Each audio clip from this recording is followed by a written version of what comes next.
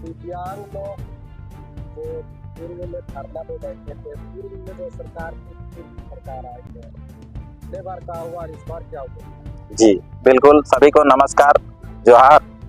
पूर्व में हमारी जो माननीय मुख्यमंत्री जी की सरकार थी और उनके द्वारा हम लोग का पिछला 2019 में ही आश्वासन दिया गया था कि अगर हमारी सरकार बनेगी तो दिव्यांगजनों का, वृद्धा विधवा का पेंशन बढ़ाकर 2500 रुपया किया जाएगा।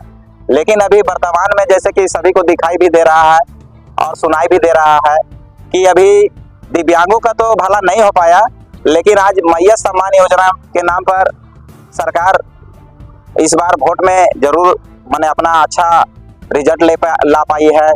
और सरकार लगातार सिर्फ ज़्यादा ध्यान मैया लोगों के पीछे है, जबकि दिव्यांगजन 202 दिनों तक लगातार धरना देकर सांकेतिक रूप से सरकार को बताने का काम किए थे कि हम भी मजबूर हैं, असहाय है, लाचार है, हमारे बारे में सोचिए। जबकि आपका मैनिफेस्टो में खुद 2019 में ही वादा किया गया था। जिस प्रकार आप अभी इस चुनाव से पहले मैया लोगों से वादा किए कि अगर हमारी सरकार आएगी तो 2500 पेंशन करने का काम मैया लोगों का किया जाएगा, और जिसका कि कैबिनेट में 14 अक्टूबर को कैबिनेट में पास भी कर दिया गया। तो सोच सकते हैं कि हम लोग दिव्यांगजन अब इसको लेकर बहुत निराश हो चुके हैं, लेकिन फिर भी इस सरकार से आस लगाए बैठे हुए हैं कि जब सामान्य महिला जो 18 साल का युवा वर्ग, और अगर उसको सरकार 2500 तक का पेंशन दे सकती है, तो जो लाचार, मजबूर और असहाय है, बिल्कुल उनके बारे में झारखंड की सरकार माननीय हेमंत सोरेन जी जरूर विशेष कुछ सोच रहे हैं। तो पूर्व में जिस अनुसार मांग था जो बताया, इस बार आप कितने दिनों तक सरकार का आशा देखेंगे? धूप क्या भरने पर पहुंचेंगे? बिल्कुल, अगर अभी जिस प्रकार मैया सम्मान योजना को दिसंबर में 2500 करने का सरकार का चुनौती है, अगर आने वाला समय में मैया लोगों का पेंशन 2500 सरकार करती है, तो बिल्कुल हम लोग इसका लेकर अपना बातों को रखने का काम करेंगे। बिल्कुल आप मैया को सम्मान दीजिए, लेकिन दिव्यांग जो लाचार, मजबूर, असहाय है, जो लगातार आपको धरना के माध्यम से आपका विधानसभा का घेराव करके, थाली पीट के और जन जागृति करके आपको बताने का काम कर रहे हैं, उनको और ध्यान देने का काम आपको करना होगा। अगर दिसंबर तक सरकार हम लोगों के बारे में नई घोषणा करती है और हमारे बारे में अगर नई विचार करती है, तो पुनः हम लोग धरना पर जाने के लिए विवश होंगे। क्या लगता है आपको, क्यों आखिर ऐसा आपका पेच फंस रहा है? आप एक लाचार व्यक्ति है और आपका मांग में फिर भी सुना नहीं जा रहा है। कहीं ना कहीं क्या पूर्ववर्ती में, भूतपूर्व में जो सरकारें रही, कुछ गड़बड़ियां तो नहीं करके देखी? देखिए, इसके बारे में विशेष रूप से तो हमारे जो माननीय मुख्यमंत्री जी हैं वही बता पाएंगे, जो विभागीय मंत्री है। जिस प्रकार हमारा पहले बेबी देवी जो विभागीय मंत्री थी, उन्हीं के पहल के द्वारा मैया सम्मान योजना जब चालू किया जा सकता है और नए पेंशनधारियों को लगभग 57 लाख नए पेंशनधारियों को जब सरकार पेंशन देने का काम कर सकती है, तो हमको तो नहीं लगता कि कोई अड़चन है या कोई रुकावट है या कोई पुरानी सरकार ने इस तरह का किसी भी तरह का कार्य किया है। हमको उम्मीद है कि सरकार जल्द ही मानव को मानवता को ध्यान में देकर दिव्यांगों को, लाचार, मजबूर, असहाय लोगों को जरूर आने वाला समय में ध्यान देगी। आप दिसंबर का उनको समझ? बिल्कुल। इससे पहले मंत्रिमंडल का भी विस्तार नहीं हुआ।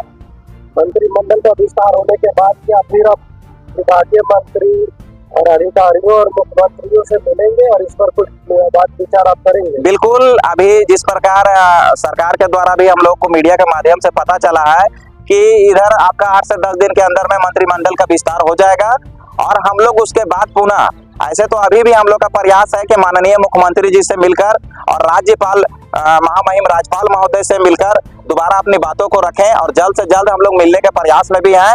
और आने वाला समय में अगर मंत्रिमंडल का विस्तार होता है और हमारे विभागीय मंत्री जो भी बनेंगे, हम लोग पुनः प्रतिनिधिमंडल बनकर जाकर मिलने का काम करेंगे। क्या इस बार आप आर पार का लड़ाई करेंगे?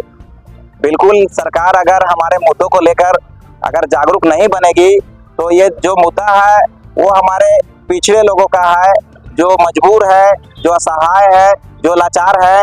बिल्कुल ये आर पार की लड़ाई होगी, और इसमें आम जनमानस भी हमारा सहयोग करेंगे, और बहुत सारे विधायक जो इस बार नवनिर्मित चुन के आए हैं, वो भी हमारे मुद्दे से अवगत हैं और आने वाले कैबिनेट विधानसभा में हमारे मुद्दों को लेकर बहस जरूर होगी। कितने संख्या में है आप लोग? पूरे झारखंड में हमारी संख्या 11.5 लाख है और अभी बहुत सारे लोगों का सर्टिफिकेशन होना बाकी है और उसका अगर सर्टिफिकेशन होता है और हम लोग एक सरकार से ये भी मांग करते हैं, लगातार मांग कर रहे हैं कि हम लोग का जनगणना करवाया जाए। जिस प्रकार जाति जनगणना होती है उस तरह से दिव्यांगों का जनगणना 2013 में ही एक बार हुआ है, उसके बाद दोबारा दिव्यांगों का जनगणना नहीं हुआ है। तो हम आपका न्यूज चैनल के माध्यम से हम चाहेंगे कि सरकार दिव्यांगों का जनगणना भी करवाए। आप संख्या बल जो बताया इसमें महिलाओं की संख्या कितनी? देखिए हम लोग का जो ये संख्या बल हम जो बता रहे हैं वो सरकार का खुद का आंकड़ा है जो पेंशन धारियों का है। तो अब वो पेंशन का लिस्ट निकाल कर देखना होगा कि उसमें महिला और पुरुष का संख्या क्या है। सरकार तो बोल रही है कि जाति जनगणना पे है, लेकिन कहीं ना कहीं केंद्र सरकार के ऊपर कहीं मामला जाकर सकता है, तो क्या कहेंगे? देखिए हमारा कहना कि सभी मामले में केंद्र का हस्तक्षेप सही नहीं है, लेकिन बहुत से मामले केंद्र के हाथ में होते हैं। लेकिन अभी आप सामान्य रूप से समझने का विषय होगा कि एक सामान्य महिला को जब ये सरकार 2500 देगी तो एक दिव्यांग महिला को अगर 1000 मिलेगा तो ये बड़ा ही अपमान वाली बात है।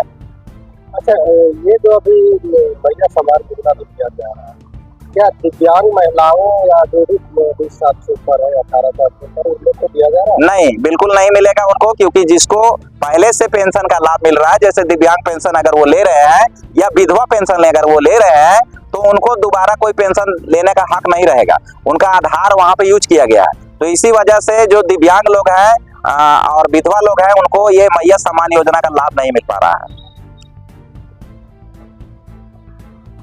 अपना परिचय बताइए। जी, मेरा नाम ओम प्रकाश चौहान है और मैं धनबाद से हूँ और झारखंड दिव्यांग आंदोलन संघ से मैं प्रदेश अध्यक्ष।